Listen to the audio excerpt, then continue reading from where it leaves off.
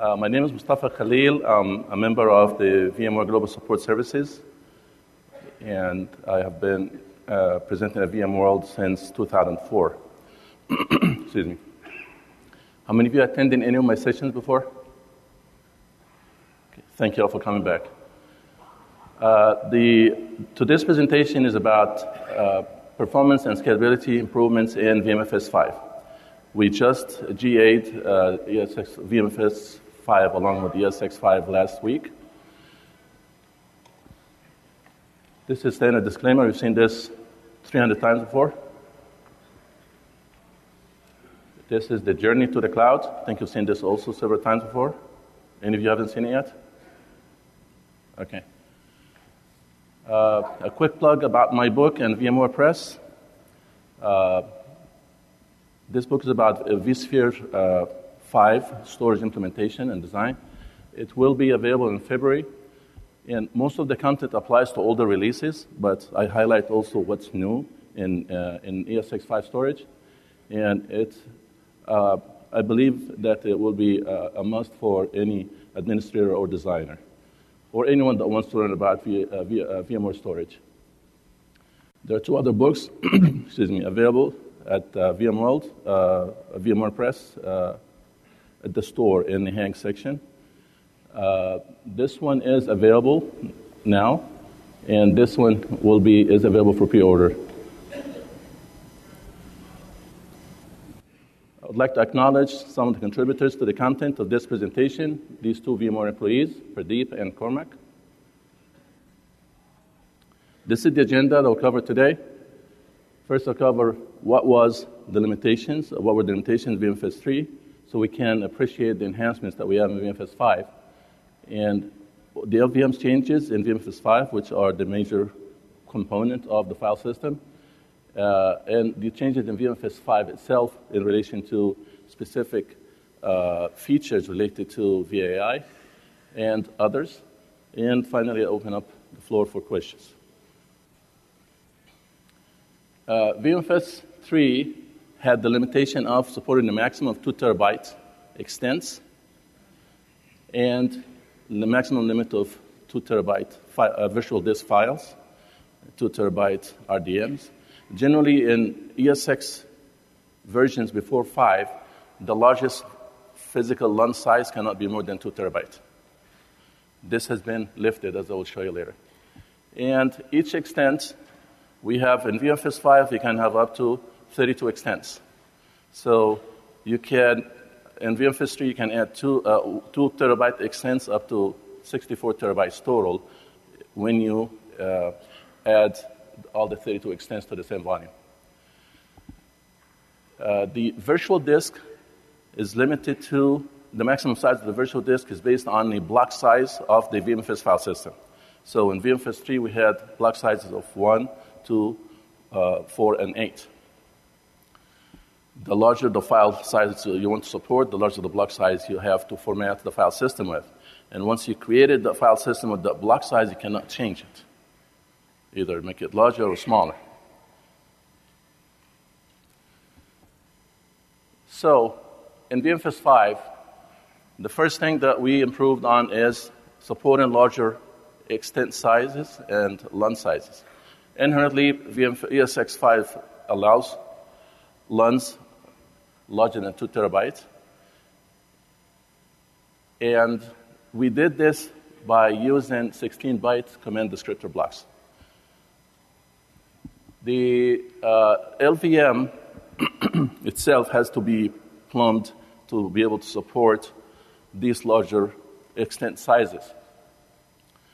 The volumes themselves, including the LVM, are 2 terabytes and more, so up to 64 terabytes volume. So you can have one LUN that's 64 terabytes and you have one volume on it.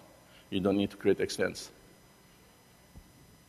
The ESX tools that you use for administering the file system and anything related to the file system have been also updated or modified to be able to handle these new enhancements. The file system is backward compatible with VMFS3 file system. That's how we can upgrade this in place, as I will show you later, without any downtime. The virtual machines continue running on the VMFS3 file system when you upgrade it. We have about 55% improvement in the time it takes to create the volume, regardless of the LUN size, of the actual volume size. So you create 2 terabyte, 10 terabyte or larger, it takes almost the same time. That's 55% faster than VMFS3. There is no significant difference in the creation time of the actual volume. So the LVM changes in VMFS, I mentioned that we increased the LUN size and we increased the extent size, but the individual virtual disk file size is still limited to 2 terabytes minus 512 bytes for overhead. But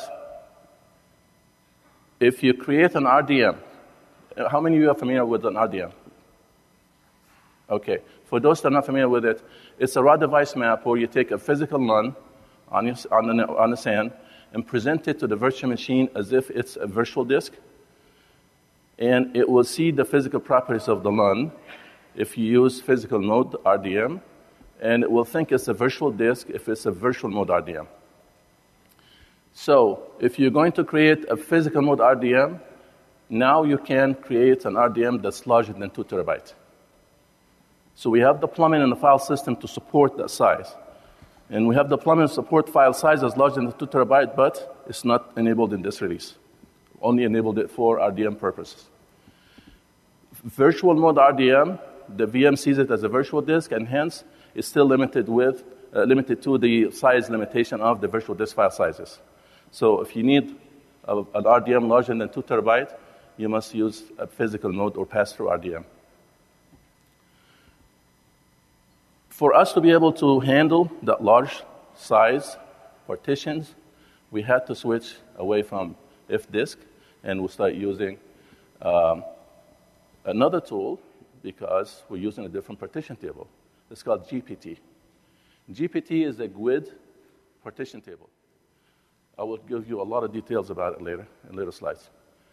There is, on Wikipedia, there's a guide, actual definition of the GUID partition table.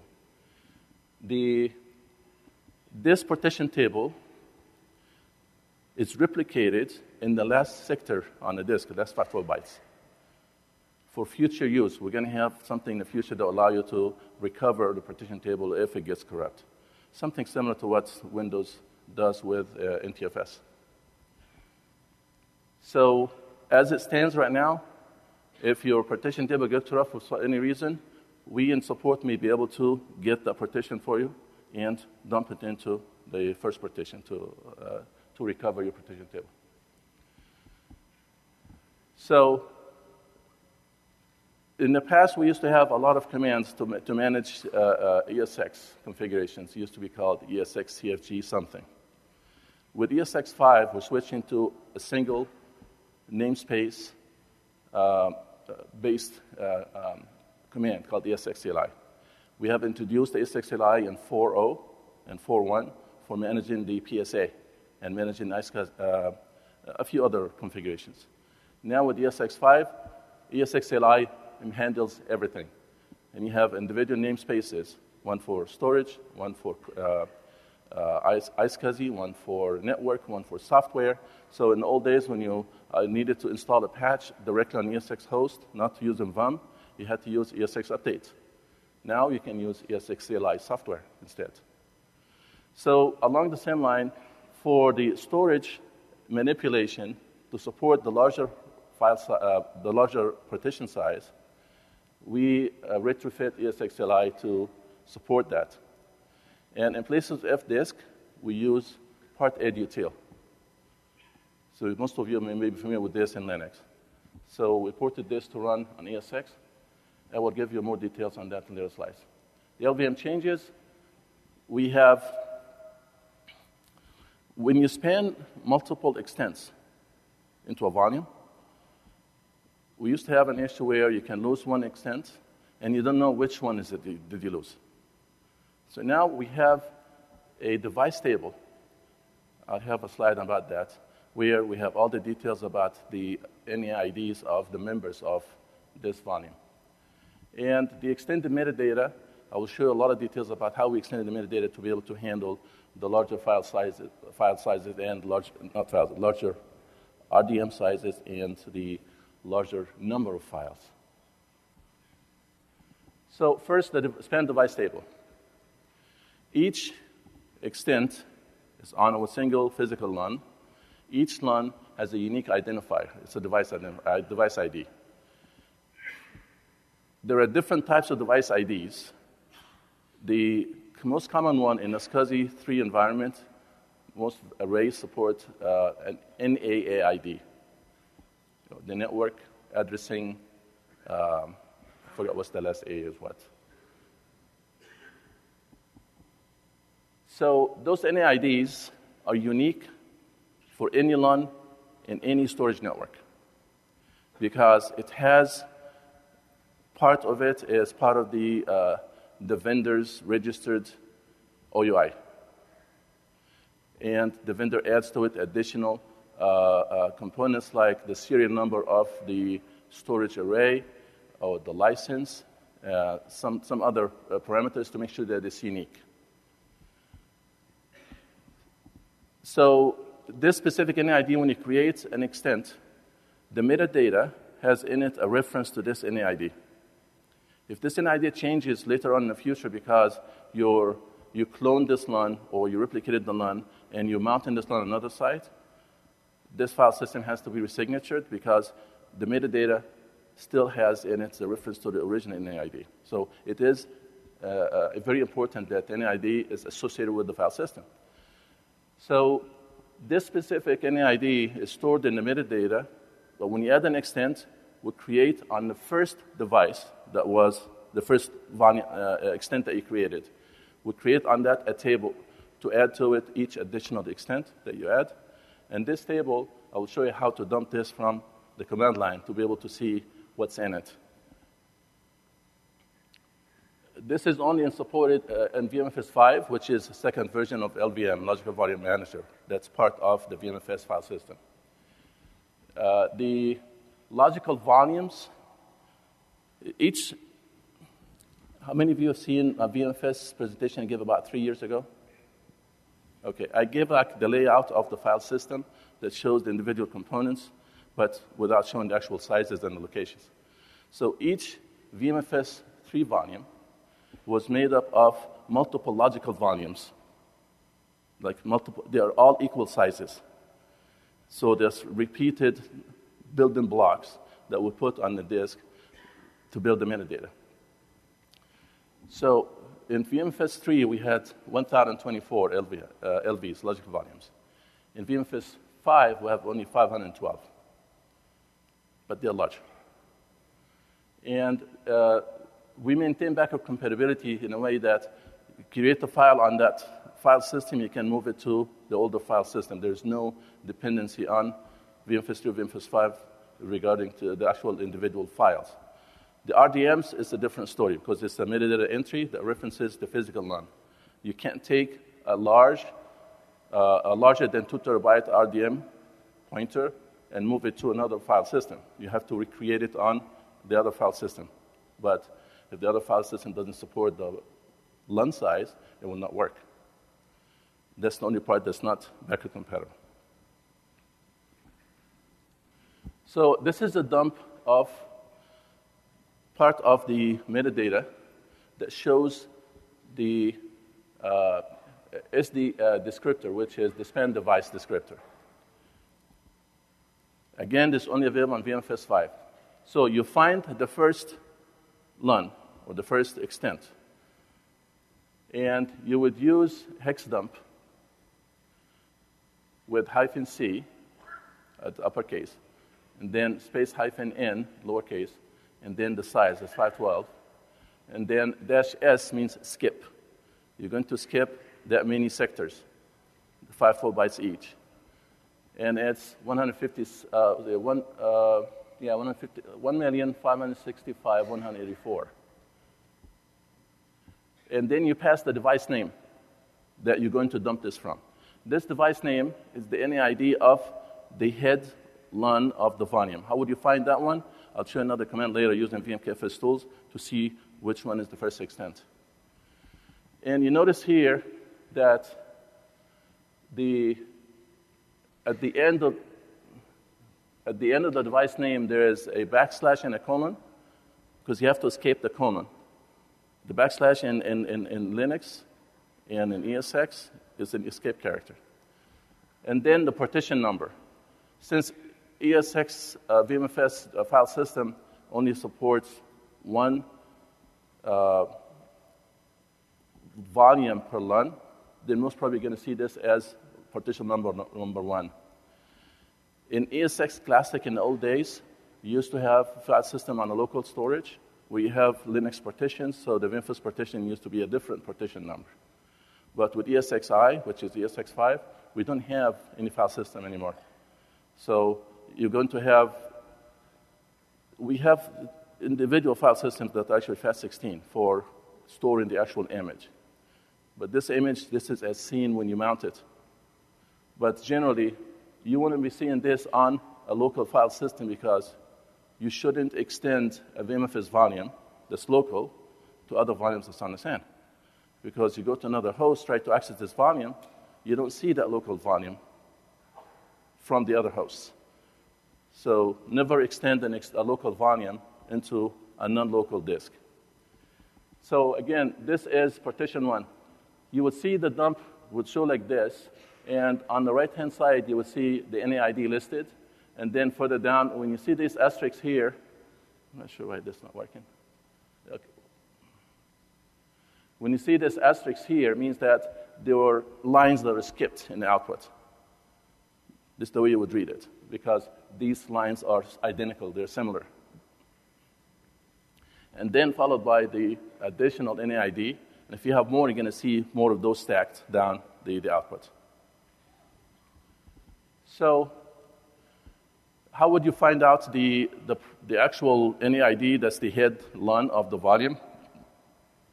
You would use VMFS tools. We still have this tool. We didn't roll this into ESXLI because this is only unique to file system.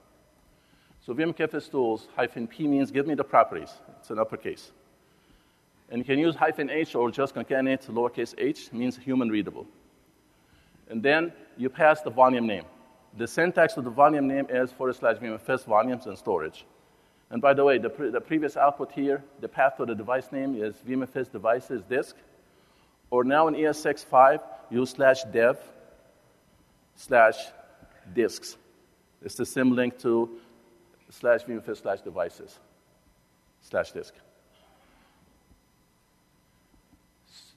So the output will show you first the version of the file system. It says VMFS 5.48, but I'll show later this is not the actual file. This was taken from an earlier beta created file system. It says file system label, it says storage 1, mode is public. How many of you used ESX1? Wow, thank you, veterans. We used to have 3 modes of file system: private, public, and shared. The private was the local storage, the private one, where you had all the actual virtual machine files, the VMX files. The public was something that is shared among all hosts, but there is locking, individual locking tracked per host. Each host will lock a file, the other host cannot open that file. The shared VMFS file system in those days was for clustering, where there is no locking. It's a fair game. We left the lock-in to the clustering software that's running in the virtual machines. Then in ESX2, with VMFS2, we dropped the shared, we dropped the private, and we ended up with public and shared. Then VMFS3, we dropped the shared, and we had only the public. So you see it here listed public. This is kind of like rudimentary, carried over from the older file systems in our file system structure. Then followed by the capacity, And it shows you the capacity total and how much is available. And here you see the block, the file block size. This file system was created 1 meg block. Okay, this is VMFS5. Can VMFS5 have more than 1 meg block? If you freshly create it, no. If you upgrade it, it will maintain the older block size until you reformat it. I'll cover that later in the slides. Then you have the actual UUID. This UUID is the unique identifier of the volume, not of the disk. This UUID, that's the one that when you resignature the volume, because the NAID changed, it will get rewritten. We regenerate that signature and rewrite this UUID. And then it says partition spanned on, and it says LVM, which is Logical Volume Manager. That's our Logical Volume Manager. And then give you the device ID. The first one you see here on the top, that's NAA 500 and ends with 3, and then says partition 5. This is a big no-no there. I extended a local volume onto the SAN, but actually, in actuality, this was the boot from SAN LAN. So really, it wasn't breaking the rule. But still, this belongs to the one host. I should never combine it with other extent that other hosts would look at, because the boot from SAN LAN, you shouldn't share with other hosts anyways. It's a requirement for boot from SAN. But anyways, you have a second extent there that says device NAID that ends with 917. Partition 1 says might be offline, which means that I had that created that extent and the volume is not available at the time I ran this command. So I can tell this NAID, and there I can go to the SAN admin and tell them which LUN is this NAID. Or you can go to, you won't be able to find in your command line an actual association with the LUN because the LUN is not available. So you'll be able to see the outputs that, if you go back to a couple of VMworld sessions back, I had some commands on how to run command lines to list the individual LUNs. This is changed in ESX5. But generally, if it's missing, you won't see it in your outputs. So you're going to have to take this NAID to your SAN admin and tell them, where's that LUN? You usually have a spreadsheet or something that will tell them this LUN matches that NAID. And then they go kind of searching for it and find what happened to it and bring it back online, and you rescan, everybody's happy. If the LUN is destroyed because they figured that you didn't need it, pull your backup and start restoring. Okay, the VMFS5 Maximums. I mentioned a few times that we have increased the certain sizes. So here are the maximums recapped. The max file VMFS volume size is still 64 terabytes. But what did we make different is the actual max LUN size now is, again, 64 terabytes. Before it was only 2 terabytes. And max virtual disk, the VMDK file, is 2 terabytes minus 512 bytes. And then this limitation is in disk clip. Disk clip is our code. It's a library that we use to create the virtual disks. We create snapshot files and so on. We crippled the size within the disk clip, not in the file system. So the file system itself is able to handle larger file sizes, but not for virtual disks at this time. So the RDM size, as I mentioned before, it's more than 2 terabytes if it's pass-through or physical mode RDM. If it's non-pass-through or virtual mode, it's limited to 2 terabytes. So the logical block address we use is 32-bit for the 12-byte CDBs, the command descriptor blocks, and the 8 bits for 6-byte CDBs, and 16 bits for the 10-byte CDBs. So you see the translation, when one goes higher, the other one goes lower. And there are no more multiple block sizes.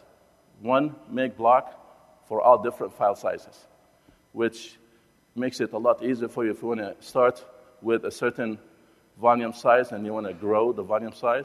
You don't have to worry about, I'm going to grow the volume because I want to store a larger file on it. How can I increase the block size? You don't have to do that anymore.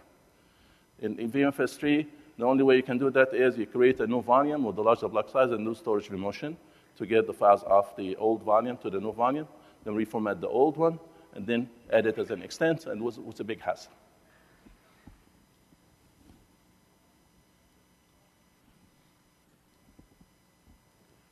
The newly created, when I say new VMFS5 volumes, means freshly created volumes.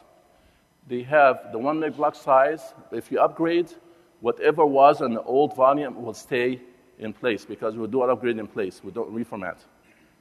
So if you start with a volume that's 4 megabyte block sizes and you upgrade it, it will stay as 4 megabyte size. So the easiest way to tell if the volume was upgraded or not, if you notice that there is a block size more than 1 meg. If it's 1 meg, you can't tell. But we tag on the metadata that it was upgraded. We will be able to tell. The freshly created, how many of you attended VAAI session that I gave in the past? Okay, I may have presented at the partner exchange. So VAAI, how many of you are familiar with VAAI? Okay. So for those that are not familiar with it, VAAI, it's a vSphere storage or vStorage API for array integration. What it does is a set of APIs that are provided to our partners, storage partners, that they can add into their firmware certain primitives, means certain functionalities, that allows VMFS to perform better. In ESX 4.1 was the first release we introduced VAAI. We introduced 3 primitives. One is called ATS, or Atomic Test and Set, which is called the way we handled locking on the file system requires generally SCSI-2 reservations, where we request a reservation from the array on a given LUN long enough to take a lock, write a lock record within the metadata, and then release the SCSI reservation. And if you look in the ESX vmprint log, you will see several places see SCSI reservation conflict, and then CR, meaning conflict retry, 80, conflict 64, conflict retry, counting down to 16. If you run out of 80 conflict retries in ESX 4 or ESX 4.1, we end up failing the I/O, and we have to try all over again. With ATS, it's called Atomic Test and Set, means we assume that if the array supports ATS, we assume that we're going to succeed in acquiring a lock. So what we do, we tell the array, I want to read the metadata into memory. Once I read it, I'll find a place that has a free space to write a lock record. I tell the array, go ahead and write the lock. And I go ahead and continue with my operation, assuming that the lock will succeed.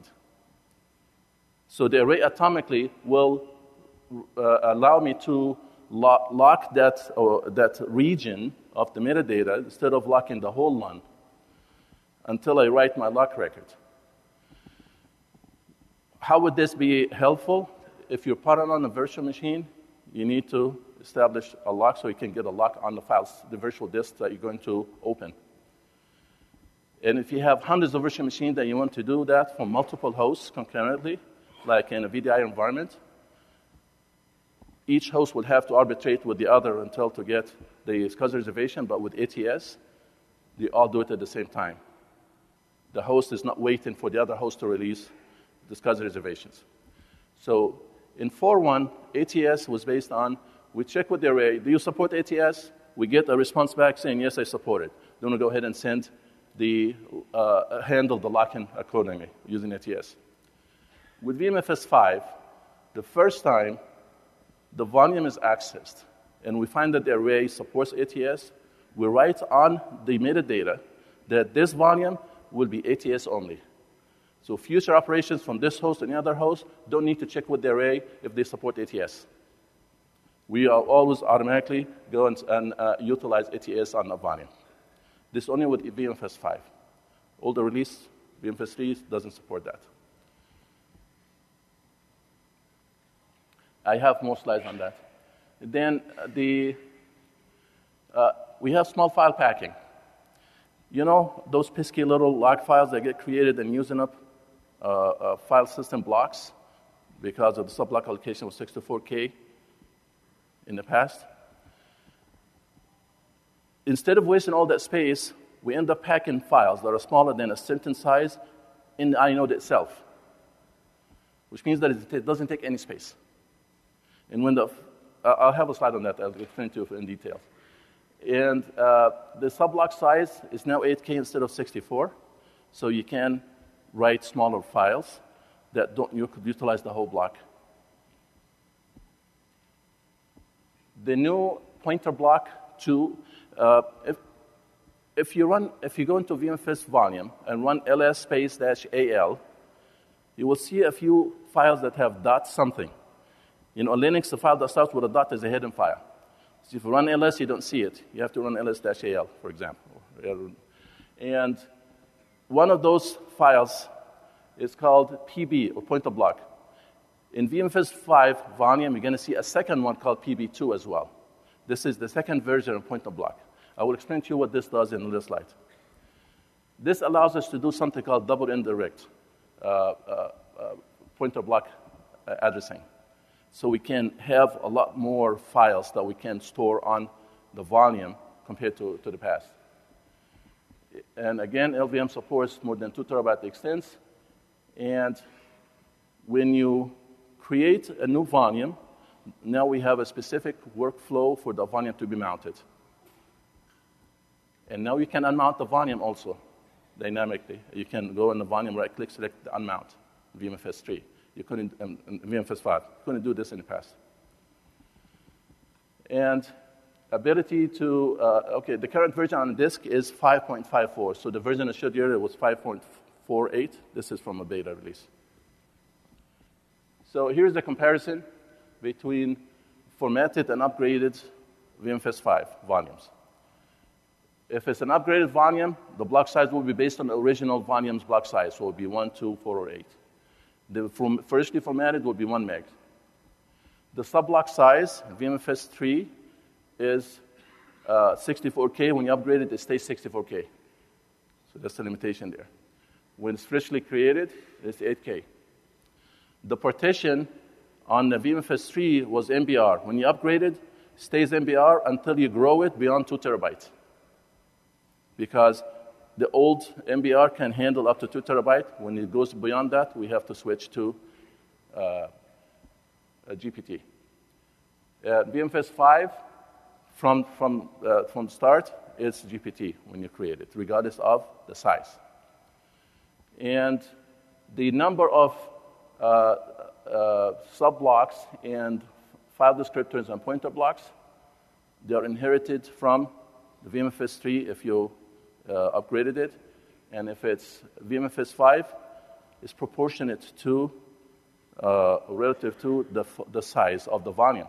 This is how we can handle multiple maximum file sizes on the VMFS volume. So note that the size of the sub-block has also changed in VMFS5 to help avoid the dead space. 8K is a lot less waste than 64K. So the number of files that VMFS3 supported was 32K, or 30,720, and now they are 130,000. And I'll show you how we can handle that in a little slide. And then this would improve the number of VDI VMs per volume. You can have more desktops running on a single volume. The maximum file size, again, was increased from 256 to 64 terabyte, which is the maximum volume size. But practically, there's a little overhead, so it's not going to be an even 64 terabyte. And there are more sub-blocks on the new VMFS5 volumes because they're the 8K sub-blocks. And the maximum pointer blocks, they are capped to what's in the pointer block, existing pointer block file. Divided by, the block size.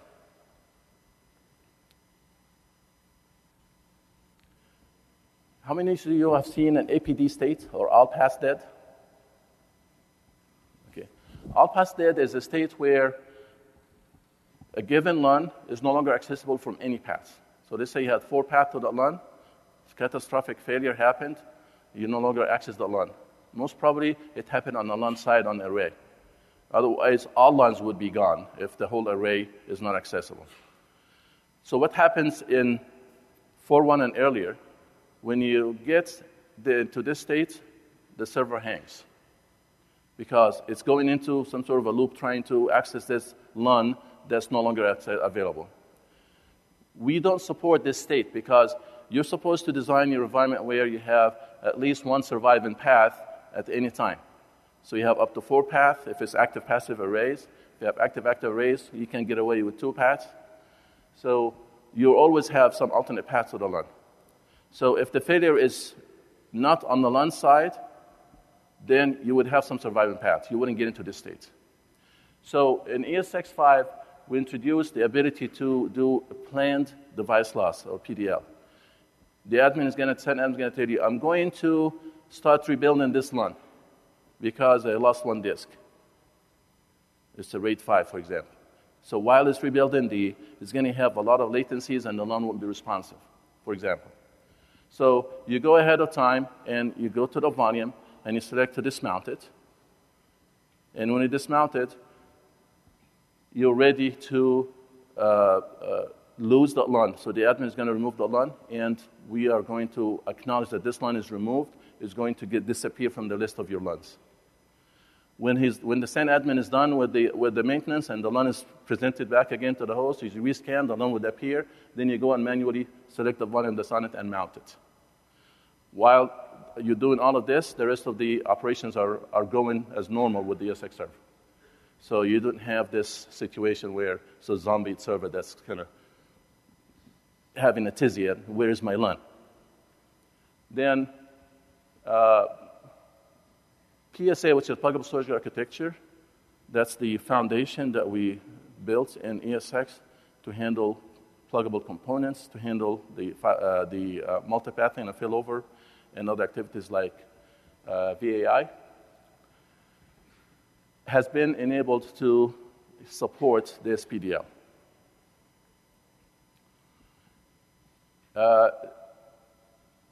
On the lower level,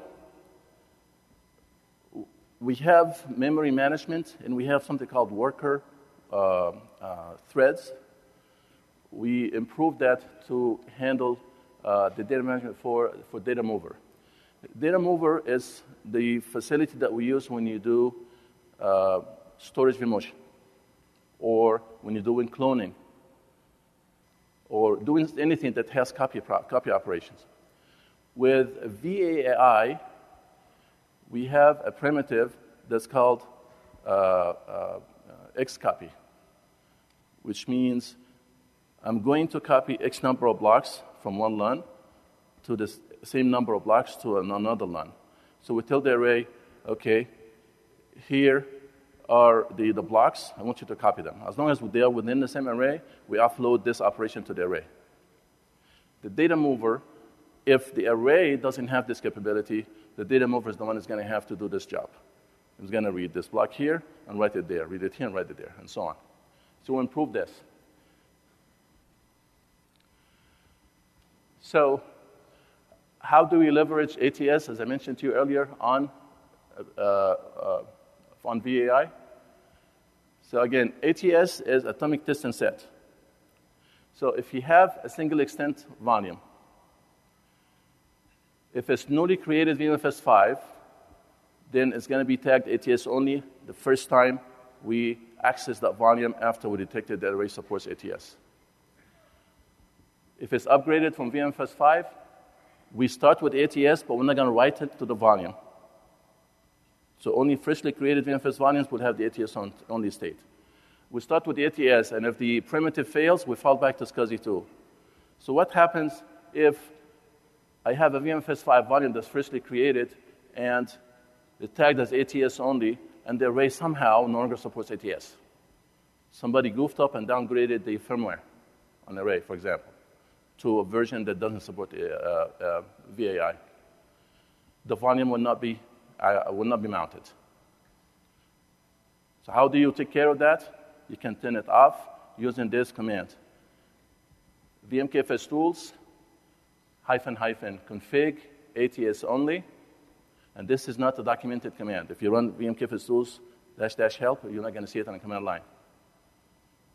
And then the value 0 to turn it off, the value 1 turns it on. And then the device path. I'll show an example in the next slide with how to actually run the full command to enable turn it on or turn it off. And then if it is VMFS3, the way it was in 4.1, which is similar to the upgraded VMFS5. We try ATS first. If it fails, we go back to SCSI2 reservations.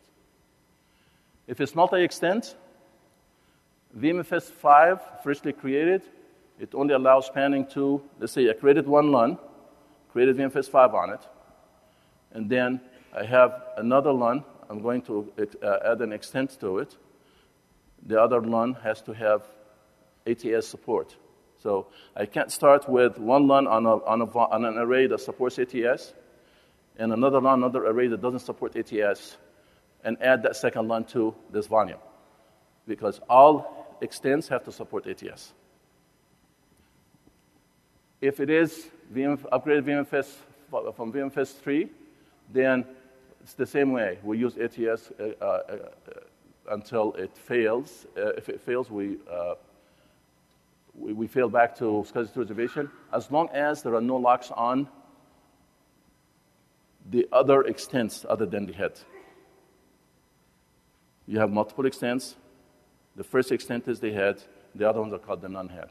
If there are no locks on those non-head, then we will use ATS. If there are locks on it, we can't use ATS, because we don't guarantee that those extents are on arrays that support VAAI. The same thing for VMFS3. So more on the ATS-only volumes. So these replace, in the old days with the SCSI2 reservation, we had a cycle of reservation. We have reserve, read, modify in memory, then write to the disk, and then release. So we call this reserve, read, modify, write, and release. We substitute this with an atomic lock. We just read into metadata and write the lock. So it's 2 steps instead of 5, and done concurrently while other hosts are doing their job on the same volume. And it requires VAAI-capable storage arrays. Again, the vendor has to have joined our program. We gave them the APIs, and they wrote their firmware to support the primitives. The VMFS5 volumes, as I mentioned, as soon as we exit, we write to it via ATS only. Then that saves us the process of requesting from the array to find out if it supports ATS or not. So if the array is downgraded, as I mentioned, you have to disable the ATS only on the volume. And the example path is, example command would be VMKFS tools --config ATS only 0, and the device path would be /dev/disk/NAID :partition. If you're going to put a colon, you must escape it with a backslash, like the example I showed you earlier. If you want to turn it back on, you can do this from the command line using a 1 instead of a 0. So which operations would require ATS, or will utilize ATS? In VMFS5, we have 7 operations. Compared to VMFS3, we had only 2 operations. Acquiring a disk lock, which means a lock record on the disk. Upgrading optimistic locks. In the past, we had something called an optimistic lock, which means that without VAAI, I'm going to assume, optimistically, I'm not saying this is the end of the world, right? It's half full, not half empty. I'm going to assume that the lock operation will succeed. So I'm going to send to the array a lock request, and I'll proceed with my operation as if it's going to succeed. So this is called an optimistic lock. So the array is going to write this optimistic lock, but if it fails, it's going to tell me, the lock failed. And if it fails, I'm going to retry. This is for VMFS3. That's why these two are available in VMFS3 under ESX4 and 4.1. But from that point on, number 3, which is unlocking a read-only multi-writer lock. Any of you configured Oracle RAC in ESX? None. Okay. Oh, one. Thank you. It's very much an unknown, uncommon process. RAC is like a cluster of 2 nodes or more than 1 node running Oracle, and that clustering environment requires that these nodes handle their own locking. So on our end, we need to turn off locking, like the old days we had with the shared VMFS file system. So what we do is that you put an option in the virtual machine configuration file to enable multi-writers, which means that this virtual machine, when it opens the file, is going to tell the array, I'm going to use multi-writer lock. Means I can have another host lock the same file while I have a lock on it. Or I can write to it while it's locked. And I'm going to depend on the operating system not to corrupt this virtual disk, because it's up to them to arbitrate who's writing where and when. So this type of a lock is written on the disk, and to unlock it is a VMFS5 VAAI ATS operation. Acquiring a heartbeat. ESX servers, when they are running concurrently on sharing the same volume, they write their own heartbeat record on the volume, so this way other hosts can tell what the other hosts, are they live or not. If the other host kind of failed to write their heartbeat record, and there's a lock that's stale, was taken by this host, other hosts will check and see if the heartbeat is stale and didn't been updated, the lock is stale, they can break the lock and take over the lock. And then clearing the heartbeat. The same thing. When you acquire it, you can clear it. And marking and replaying the heartbeat. VMFS file system is a journal file system, so you can replay the journal. So the heartbeat itself, it can be marked and you can replay it in case that you want to recover that heartbeat. And reclaiming a heartbeat. So you wrote a heartbeat as a host, and then you crash and you came back up, you can reclaim that heartbeat instead of deleting and recreating it. This requires ATS. We have a new zero-level address. Remember I told you compacting small files into the inodes? That's called zero-level address, because a file entry doesn't take any disk space. It's written inode that's already in there. That's only if the file is smaller than 1K.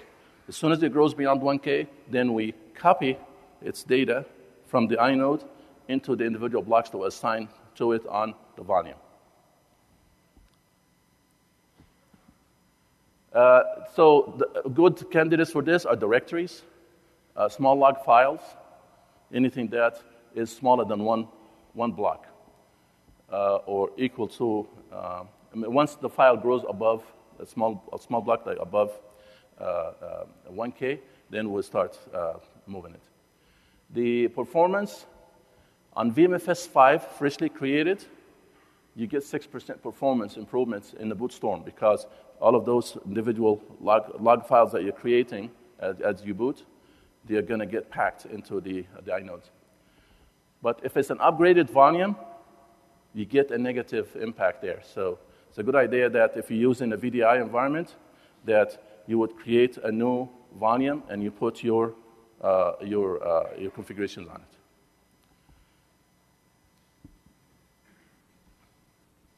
So I mentioned earlier that to be able to handle a larger number of files, 130,000 files, we introduced something called double indirect addressing. So in VMFS3, this is the way it is. You have a volume. Volume is made up of 256 descriptors. And file descriptors. And each file descriptor has pointer blocks that are 1,024. And each pointer block points to an individual disk block where you actually write the data. So you multiply these together, you end up with, you have 1 meg of disk block times 1024 pointer blocks times 256 descriptors, you have 256 gigs maximum file size. When you look at this now, we took each of those pointer blocks and had each pointer block point to 1,024 pointers blocks. So exponentially fanning out the number of pointer blocks that we can handle. So when you multiply this, you end up with 256 terabytes. Remember I told you we have a theoretical maximum is more than 64 terabyte, but right now it's crippled at this level based on the maximum volume size that we support. But in the future, we can go beyond that because we do have the plumbing already in the infrastructure, in the actual file system. So comparison of partition table. How would you dump the partition table? In old days, you can use fdisk-lu or -l, you get the list of partition table, which is like the command in the bottom. With with VMFS5, you have to use part edutil. So the command is part edutil, get partition table, or get ptbl, and then the device name. You have /dev, /dev. I told you it's the same link to /vmfs/devices. So we're making it sound like it's as if it's a Linux kind of nodes, like the device files. So /dev/this/nea.neid, and here you don't use a partition number because it's the whole device. That prints for you the output. First, it tells you the partition type, and bold they put on top there GPT. In the far back, can you see that text? Raise your hand if you can see it too. You can? Okay, this is the farthest you can. Okay.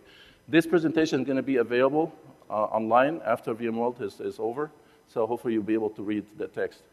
So I'll read it for you. So you have GPT, and then after that you have the actual geometry of the partition, which is the number of heads, cylinders, and the total number of blocks, and you have the sectors. So followed by the partition number. You have partition number 1, and the offset is at 2048, and the last sector is, or last block is the 419 such and such. And then you see the number after that. This is the GUID, the global identifier. Followed by the file system type. It says VMFS. Then if you compare this to VMFS3, you will see that it will tell you, use fdisk-l in the device name. You have the disk is /dev/this/nea.neid, and it gives you the size and how many bytes. And then it tells you how many heads, how many sectors, how many cylinders, and the units of measure. And then in the bottom, you see the partition table itself. It says the first partition here is the device /dev/disk/neid. And at the end, you see that P1 in part of the device name. You don't see the P1 up there. You see the number 1 at the beginning of the line. And then it starts at block 1 and ends at block 1300, the number of blocks. And the ID is FB. We had to hack the partition table to add our file system. So the next available file system ID started with F, so I had FB and FC. FB was VMFS file system, and FC was the core dump partition. So, and then system, it tells you VMFS.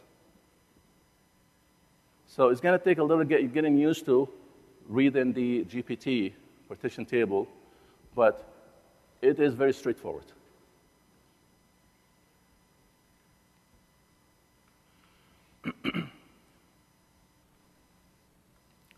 So comparing VMFS5 to VMFS3 from the partition table structure, from the volume properties, you run vmkfs-ph and the volume name, /VMFS/volume, the volume name, you get the VMFS volume version. When you look at the VMFS5, You will see it there in the top, VMFS 5.54, and I already showed you a similar output before. This one showing a single extent volume. Here, you see that the block size is 1 meg in both. It so happened that the VMFS5 was upgraded from 1 meg or a freshly created. If you see the block size larger than 1 meg, you know that was upgraded.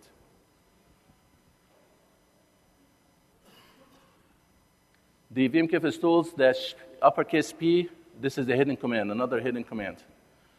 Space Victor, hyphen V, lowercase, 10, and then space hyphen H, and then the volume. It gives you the actual details of the files and the pointer blocks and the subpointer blocks. This is the output from VMFS3. So you'll see here for a 1 meg block size, you have 17,168 maximum files. And what's free is listed on the right-hand side. And then the pointer blocks and the sub-blocks. Let's compare that to VMFS5, 130,689 maximum number of files showing here. And then the pointer blocks are larger and the sub-pointer blocks. And down here you have these 5 blocks, pointer blocks, and sub-blocks. It shows you the overcommit statistics and the use. So this is good for thin provisioned volumes. You'll be able to tell.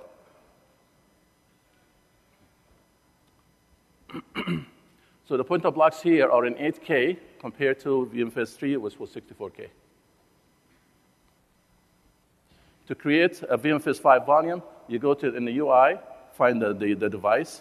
You right-click, when you select it, say create VMFS file, it gives you a choice there, VMFS5 versus VMFS3. This is the first release that we can allow you to create an older version of VMFS and the current version because VMFS3 is fully supported under ESX5. Then the next screen, it gives you the choice. It tells you here the partition table is going to be GPT. You see it down there. You've seen this in previous presentation probably. Compared to MBR on the older release. If you're going to upgrade, it's very straightforward. You highlight the existing VMFS3 volume. You see a link down below here in the middle. It says upgrade to VMFS5. You click that. It tells you all hosts have to be ESX5 before you upgrade, because once you upgrade, the older host will no longer be able to mount the VMFS5 volume. You acknowledge, you continue, and you're ready to proceed. And here it shows you the properties of the formatted volume. And here you'd have the version, VMFS554, and the size, maximum file size is 2 terabytes, and the block size is 1 meg. You can take time for questions now. I think we have 2 minutes. And please fill the survey online. Thank you.